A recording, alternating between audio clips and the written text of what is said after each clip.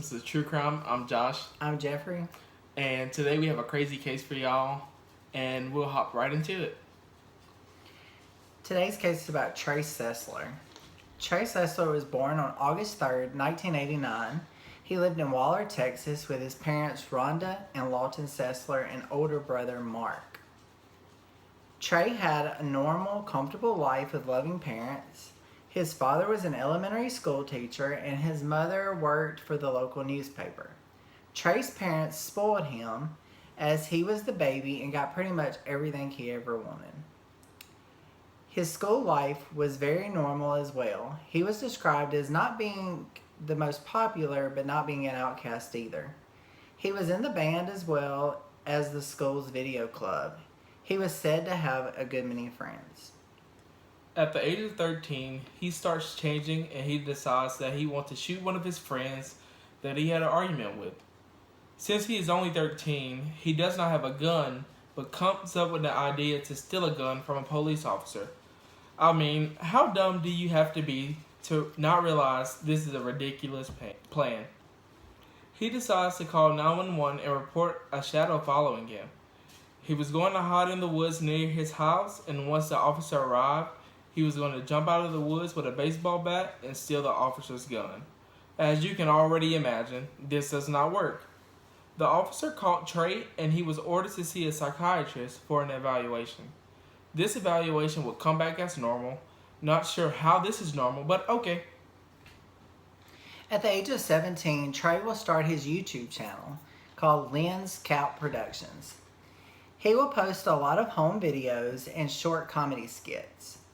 Some of his videos were a bit concerning as most had violence as well as guns in them. It was very clear that he was intrigued by violence and guns. He would post videos like this for about a year, even casting some of his friends as well as his brother in his videos. Sometime in 2007, he would change from Lens Cap Productions to Mr. Anime. He realized that reviewing anime was something that he was good at and quickly became one of the most watched anime reviewers on YouTube. Trey brought a new perspective on anime review as he was very blunt with his reviews. He is even accredited for helping kickstart the anime community on YouTube. Some of the anime reviewers on YouTube today will say that Trey was their inspiration. Trey graduated from high school in 2007 and enrolled in college. This would not last long as he dropped out not long after starting. He worked a lot of part-time jobs, including pizza delivery and worked at the local grocery store. He would not keep any job for very long, and then he would move on to the next job. The only job he held on to was being Mr. Anime. I put job in quotes because at the time, he was not making money from the YouTube channel. Since Trey did not have a steady job, we assumed that his parents were supporting him financially. Trey did have a drug and alcohol problem. He regularly abused prescription drugs such as oxycodone and Xanax. At some point, Trey was diagnosed with bipolar disorder as well as schizophrenia. So we're guessing these were his prescription drugs that he was abusing. The combination of drugs and alcohol is not a good one. The alcohol and drugs were causing a lot of tension between Trey and his family. His father stayed on him all the time about abusing the drugs and mixing them with alcohol. His father wanted him to do something meaningful with his life. After Trey's grandmother passed away, his parents let him live on his own in her house. They bought him a new car. They were hoping that this would motivate Trey to do better, set goals, and be responsible. This would only make things worse. This just gave Trey the freedom to abuse drugs and drink even more. He also often got speeding tickets in his new car, which his parents would pay for him. Also, living alone, he would make his obsession with guns only get worse. Trey even started a side business of buying, selling, and trading guns. He owned a lot of different types of guns, and he collected well over 15 guns. So I guess his parents are just paying the bills at his grandmother's house, buying guns, alcohol, and whatever else he's purchasing. This all should have been major red flags. Trey's content on YouTube was proof that he was on a downward spiral. The content of his anime reviews would get darker and darker. There is one video where he's holding a beer bottle and he says, quote unquote, "I'm Mr. Anime and I do not have a show for you." And then his head just falls to the table. He did another video where he will say, "You can call me the guy that does all the gun stuff now." You can clearly see in these videos that he's intoxicated, messed up on drugs, or both. In some videos, you cannot even understand what he is saying. We already know that Trey has a love for guns, but that passion is now expanding to being fascinated with murder. He even did a video saying how he would get on Yahoo every day to read about shootings and murder. He was fascinated with serial killers such as Ted Bundy. He was particularly interested in school shootings and was obsessed with the Columbine shooting. It is said that Trey watched the documentary on the Columbine shooting well over 50 times. He knew every detail about the shooting. He decides to start a side project where he would rate serial killers. He would judge them by how many victims they had, how long it took them to get caught, and what kind of weapons they would use. Trey will make notes on all the killings. In his notes, he would note what the killer did wrong as well as what they did right from his perspective. He would write a 12-page manifesto on the Unabomber and points out all of the faults of the killer. As we said earlier, he is obsessed with school shootings. Trey decides he wants to be a killer, and so he starts planning his attack. This is when he will start downloading images of his old high school to plan his route throughout the school. He planned to drive through the parking lot and run over as many people as possible before getting out of his car with a gun. He noted that he wanted to kill as many people as possible. After thinking about this plan for a while, he decides that he cannot follow through with it. He thinks that maybe he can be a serial killer, but after reading the description of a serial killer, he decides that he can't be. When Trey realizes that he does not think he can be a killer, he decides to start shooting at different buildings at night.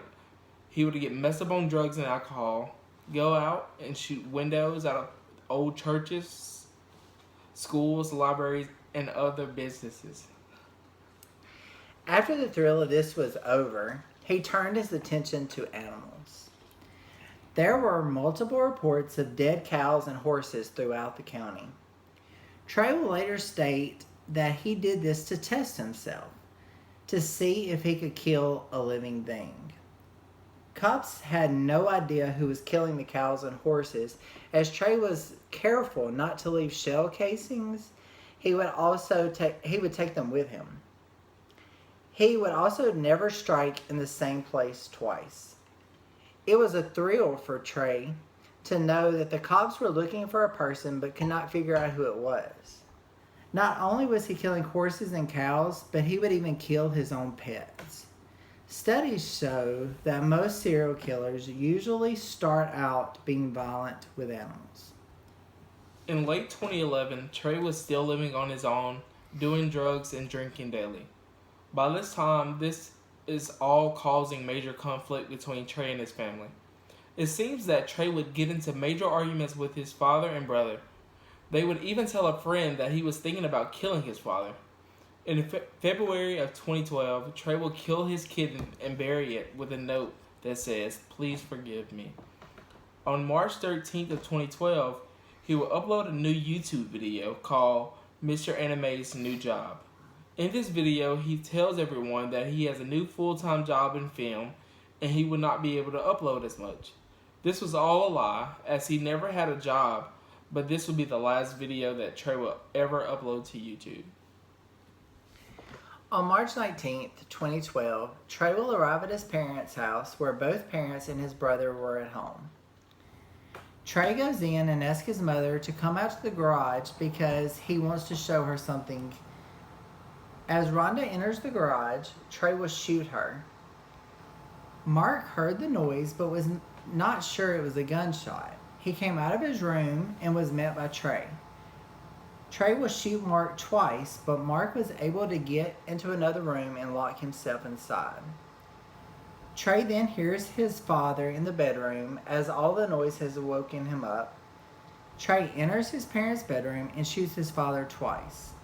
Trey returns to the room where his brother is locked in and just shoots many times through the door, eventually shooting the door lock off. Once inside, he finds his brother laying in a fetal position with blood everywhere. Trey then goes back to each family member, and shoots them in the head. He will later tell police that he did not want them laying there in pain, so he was making sure that they were dead. After killing them all, he decides to completely destroy the house. He turned over all the furniture, destroyed the TVs, ripped up family pictures, emptied out the refrigerator into the floor, shot the light fixtures, took a knife and stabbed the cabinets. He also killed the family's 2 birds, ferret, and shot their fish tanks, killing the fish. Around 2 a.m., Trey will call both of his parents' job and leave voicemails saying that his parents will be unable to attend work that day. He then begins writing all over the walls and cabinets in the house saying, "What have I done? I will never forgive myself. I love my mom, dad, and brother. I don't know why I did this." Trey will then go back to the garage, lay with his mom's dead body, and go to sleep. Once Trey wakes up, he will pack his car full of guns and ammunition and drive to the parking lot of his old school. Since we already know that he is fascinated with school shootings, we know what he has planned. Meanwhile, there was a family member that was trying to get in touch with Rhonda and Lawton. Since she could not get in contact with them, she called the police to go out and check on them. When the police get there, they will find Mark, Rhonda, and Lawton all dead. They also see the confessions all over the wall, so they know immediately that Trey has done this, so they start a manhunt to find him. It took the police over 48 hours to find him. As Trey is sitting at the school, he realizes that he can't go through with the school shooting, so he leaves and goes to a friend's house. The police will eventually find Trey at his friend's house and immediately arrest him. Trey would tell the police that he intended on killing at least 70 people at the school, but needed to get rid of his family first. He did not want his family to deal with the consequences of his actions after the school shooting. He said that immediately after killing his mom, he regretted it, but he knew he had to carry out his plan since he had already shot his mother.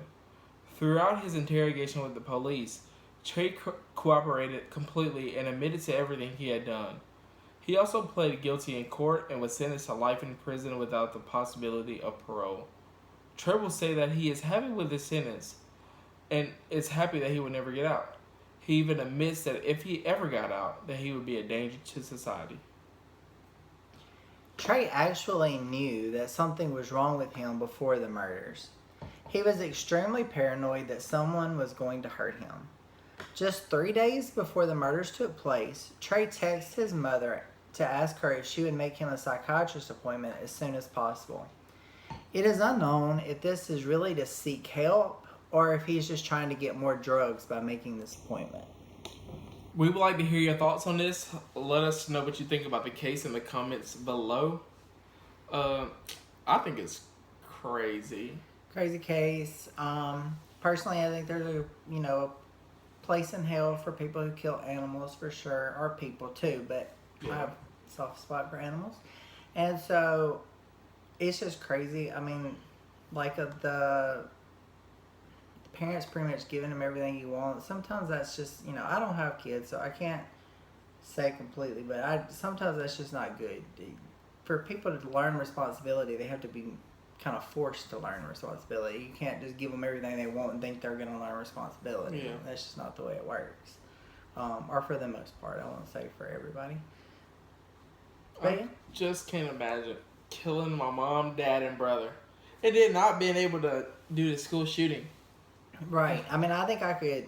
I mean, I couldn't kill anybody, but I think if I was going to, I could kill somebody that I didn't know versus my family. I mean, and people are friends that I do know well. So, like, especially if you're doing it just so they don't have to suffer the consequences of. Yeah, he shot them just to keep them from suffering. I mean, And why did you don't shoot even them do the it. first time? Yeah. Anyway, we'd love to know your comments. Yes, I hope y'all like our new background with the lights in the heart. Sorry we've been off for a few weeks. I was going out of town for business, and then I had COVID. Yeah. So just now getting back to it. We're trying to get back regular for you guys. So that's another episode. We hope y'all like this video. Peace. Peace.